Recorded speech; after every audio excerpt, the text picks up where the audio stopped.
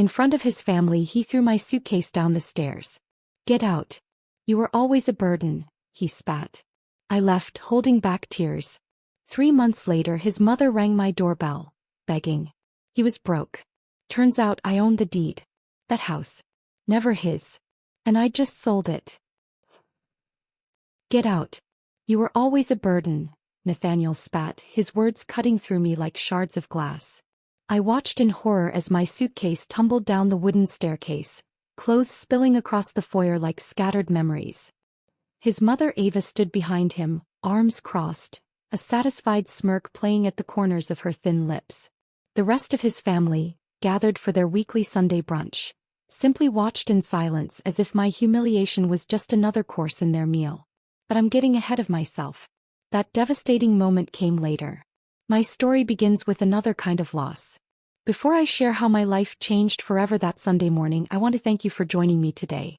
If you enjoy stories about finding strength when others underestimate you, consider subscribing. It's free and connects you with others who understand that sometimes the quietest revenge is the most satisfying. Now let me show you how I turned being thrown out of a house into the most empowering moment of my life. 3 months earlier, I stood in my childhood home, surrounded by cardboard boxes and the lingering scent of my mother's favorite lavender candles. The silence was deafening. Just 2 weeks ago, both my parents had been killed in a head-on collision with a drunk driver on Route 16. Now I was alone, sorting through their belongings, each item a painful reminder of what I'd lost. I picked up the framed photo from their wedding day. My father looking dapper in his rented tux, my mother radiant in her simple white dress. They weren't wealthy people. Dad worked 40 years at the local factory and Mom cleaned houses for families across town. They'd saved every penny to put me through nursing school, proud that I'd be the first in our family with a college degree. "Violet." I brought some more boxes from the garage. Nathaniel's voice pulled me from my thoughts. He'd been my rock these past 2 weeks, handling funeral arrangements, dealing with insurance companies, bringing me food when I forgot to eat. "Thanks," I managed, wiping tears with the back of my hand. I didn't realize they had so much stuff. Nathaniel wrapped his arms around me from behind, his chin resting on my shoulder. "You don't have to do this all at once, you know. The estate agent said we have until the end of the month." The estate agent.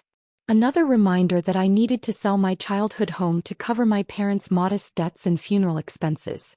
There wouldn't be much left afterward. "What am I going to do, Nate?" I whispered, leaning into his embrace. "Where am I going to go?" His response came without hesitation. "You'll move in with me, of course." "With us? Mom's been wanting to meet you properly anyway." I'd only met Ava Prescott once, briefly at a restaurant. She'd seemed reserved. But Nathaniel spoke so highly of her and I was desperate for connection, for family. "Are you sure she won't mind?" I asked. Nathaniel turned me around, cupping my face. "It's my house too, Violet. I inherited it from my grandfather. And I want you there." 2 days later, I pulled into the driveway of the Prescott family home, a well-maintained colonial in a respectable neighborhood. Nathaniel carried my suitcases while I clutched a box containing the few keepsakes I couldn't bear to part with. Ava greeted us at the door, her smile not quite reaching her eyes. "Violet dear, what a difficult time for you." Her hug was brief, perfunctory. "Nathaniel, show her to the guest room, would you?" "Guest room?" Nathaniel frowned. "Mom, I told you Violet would be staying in my room." "Unmarried, under my roof?" Ava's eyebrows rose. "I don't think so. What would Pastor Richard say?" I felt my cheeks burn. "The guest room is fine, really." That night, as I unpacked my meager belongings, Ava appeared in the doorway.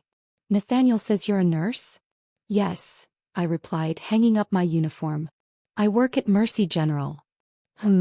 She glanced around the room. "Well, I suppose that's better than nothing. Though I always hoped Nathaniel would find someone who could stay home like I did.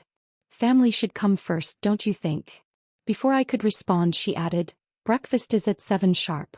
I don't keep food out all day." The first few weeks in the Prescott home were a blur of grief and adjustment. Nathaniel left for work early. He managed commercial properties for a local real estate developer, and returned late. I worked 12-hour shifts at the hospital, trying to lose myself in caring for others when I could barely care for myself.